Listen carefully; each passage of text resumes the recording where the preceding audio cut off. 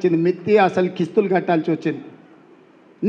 నిన్న మొన్న మాట ఇచ్చిన 15 ఆగస్టు లోపల తప్పకుండా 2 లక్షల రూపాయల రైతు రుణమాఫీ చేసే బాధ్యత నాది. సేవలాల్ సాక్షిగా, బావోజీ సాక్షిగా నేను మాట ఇస్తున్నా, 15 ఆగస్టు లోపల నేను మీ రైతు రుణమాఫీ చేస్తా. హరీష్ రావు అంటున్నాడు నిన్న, చేయకపోతే రాజీనామా చేస్తావా అని.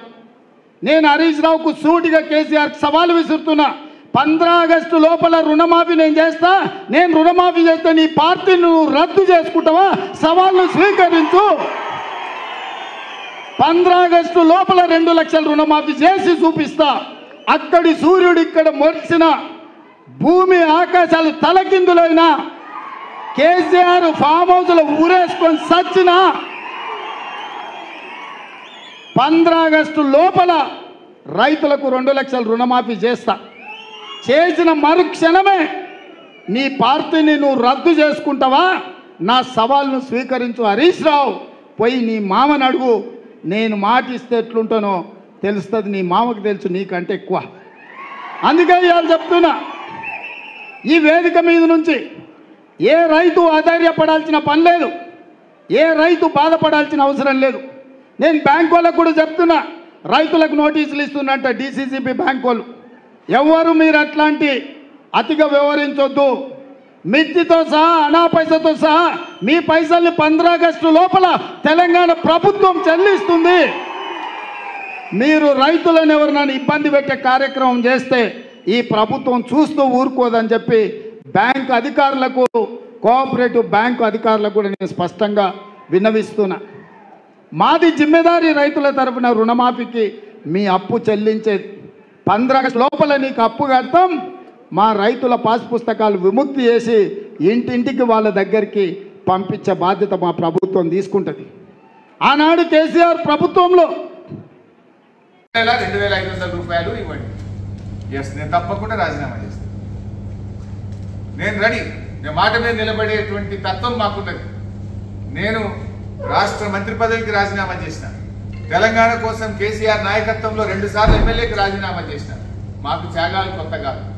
తెలంగాణ ప్రజలకు మేలైందంటే అంతకంటే సంతోషం మాకు ఇంకోటి లేదు. ఆగస్టు 15వ తేదీలో నువ్వు అమలు చేయి, నేను రాజీనామా చేసి ఎన్నికలకు కూడా దూరంగా ఉంటా.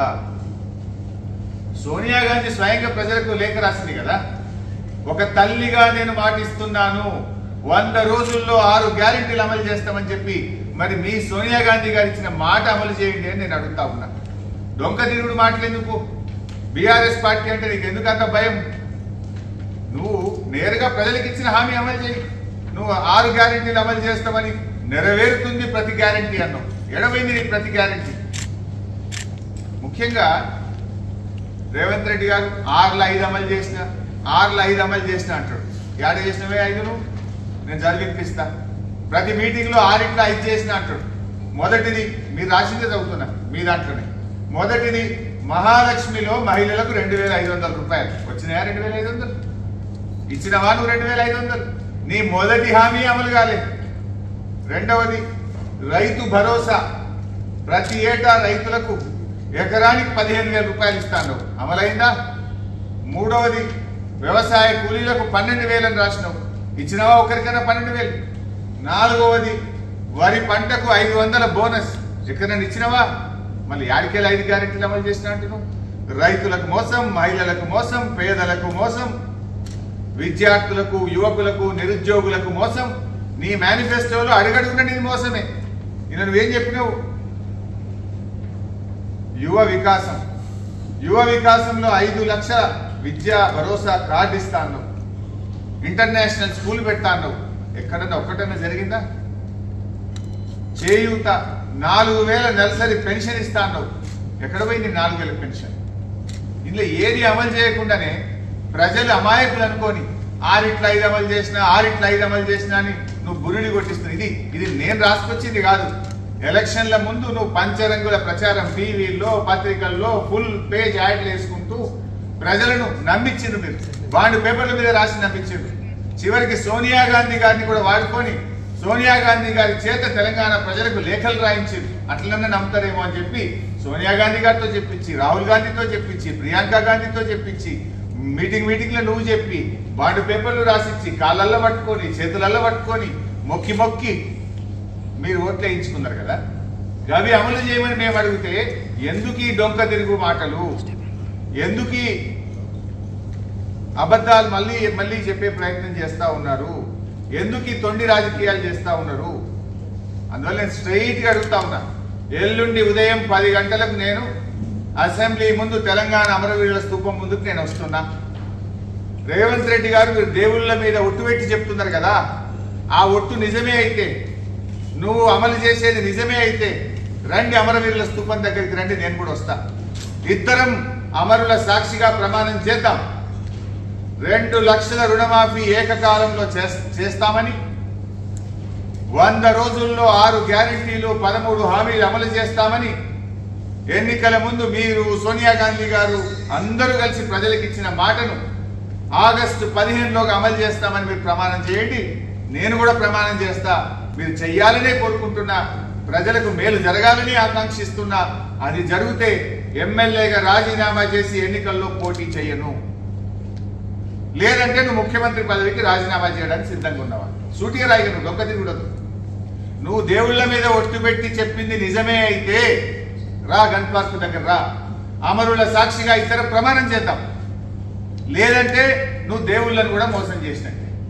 ఎందుకంటే నీ చరిత్ర ఉంది కదా, కొడంగల్ రాజకీయ సన్యాసం తీసుకుంటామని నువ్వు మాట తప్పింది తెలుసు.